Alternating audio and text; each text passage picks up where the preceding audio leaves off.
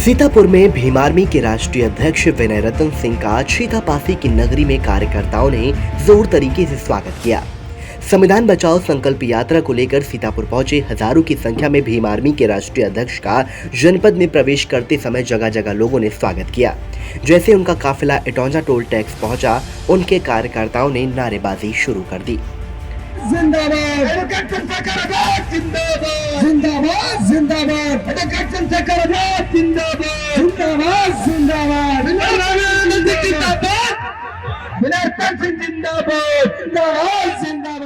उसके बाद उनका स्वागत डरिया सिधौली, कमलापुर, जलालपुर, खैराबाद टोल टैक्स पर कार्यकर्ताओं ने गर्मजोशी के साथ किया।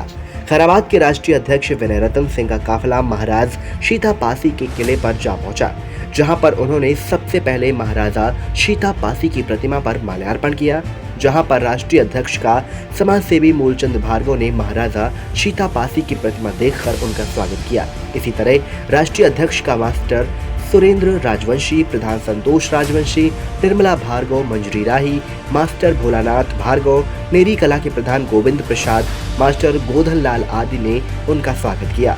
यहाँ पर राष्ट्रीय अध्यक्ष ने संबोधित करते हुए लोगों का उत्साह भी बढ़ाया। हमारे प्रदेश संयोजक ने बताया कि संविधान बचाओ यात्रा है। संविधान बचाने के लिए पूरे देश में यात्रा चल रही है, लेकिन संविधान बचाएगा कौन, सवाल ये है। घर में बैठकर संविधान नहीं बचाया जा सकता। साहब काशीराम साहब ने कहा है, जब संसद आवारा हो जाए, जब सड़कें सूनी हो जाती हैं तो संसद आवारा हो जाती है। इन सड़कों को पुनः याद कर दो। काशीराम साहब, बाबा साहब अम्बेडकर का आंदोलन याद करो। चलो इन सड़कों को फिर फुल करते हैं और वो जो आवारा संसद हो पड़ी है उसको रोको। बार बार घटनाएं घटित हो रही हैं।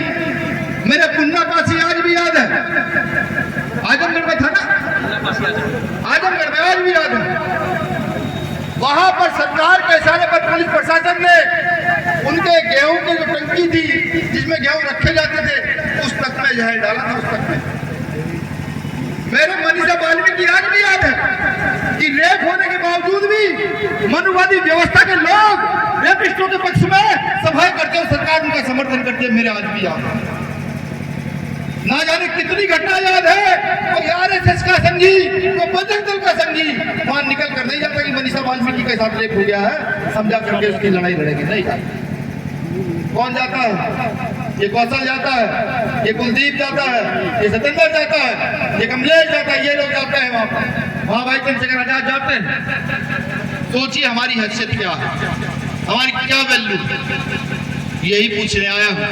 कोई चटकारेदार भाषण देकर आपको खुश करने नहीं आया ना। मैं चाहता आप खुश हो, मैं चाहता हूं आप जितना मुझे दुत्कार सकते दुत्कारो, लेकिन बाबा साहब अम्बेडकर ने जो संविधान 5000 साल के बाद आप लोगों को दिया, इसकी रक्षा के लिए गुलाम बंद होकर खड़े हो जाओ, मजबूती के साथ खड़े हो जाओ। और अगर इतना भी नहीं कर सकते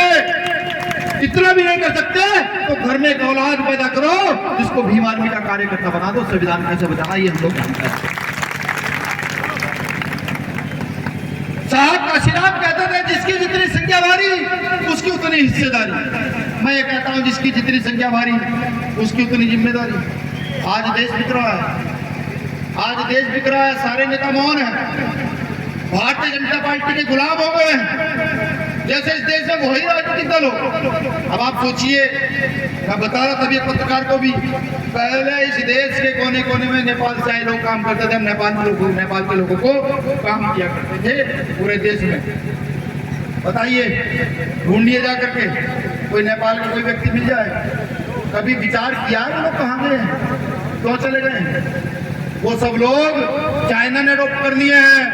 यहाँ हिंदू मुसलमान चल रहा है, यहाँ जातिवाद चल रहा है, और वहाँ चाइना उनको रोक करके उनका डेवलपमेंट कर रही है।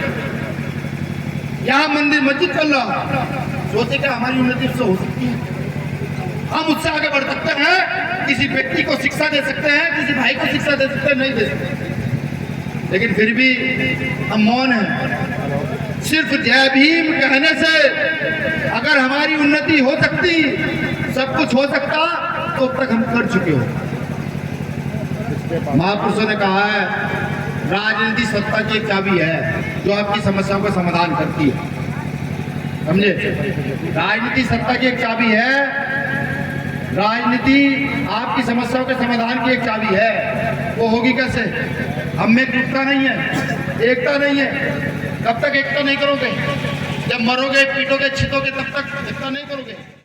इसके बाद भीम आर्मी के राष्ट्रीय अध्यक्ष विनय रतन सिंह का काफिला राजा कॉलेज मैदान के लिए रवाना हुआ, जहां पर वो सभा में तब्दील हो गया। हजारों की संख्या में राजा कॉलेज मैदान पर पहुंचे भीम आर्मी के कार्यकर्ताओं ने अपने राष्ट्रीय अध्यक्ष का स्वागत किया और उनका संबोधन सुनने के लिए उत्साहित दिखे।